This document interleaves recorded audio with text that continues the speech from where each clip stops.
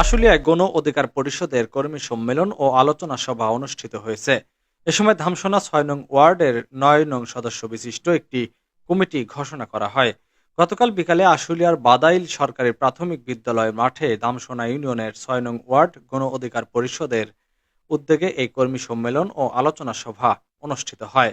এ সময় প্রধান অতিথি হিসেবে উপস্থিত ছিলেন ঢাকা ১৯ আসনের এমপি প্রার্থী ও ঢাকা জেলা গণ অধিকার পরিষদের আহ্বায়ক অ্যাডভোকেট মোহাম্মদ শেখ শওকত হোসেনের উপস্থিতিতে আয়োজিত প্রধানের সভাপতিত্ব করেন আশুলিয়া থানা গণ অধিকার পরিষদের যুগ্ম আহ্বায়ক মোহাম্মদ উজ্জ্বল হোসেন ভূঁইয়া।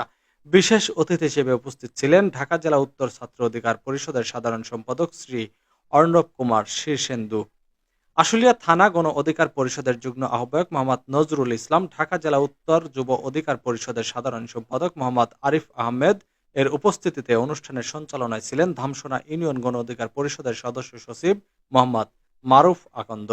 এছাড়াও উপস্থিত ছিলেন গণ অধিকার পরিষদের নেতা মোহাম্মদ আব্দুল হালিম মাস্টার ও রুহুল আমিন, মোহাম্মদ আশরাফুল ইসলাম ও শরীফুল ইসলাম সহ অন্যান্য নেতৃবৃন্দ।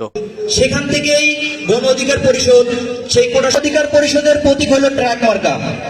কে এম সবুজ, ভোরের খবর, নিউজ ডেস্ক। সবাই এই ট্রাক মার্কায়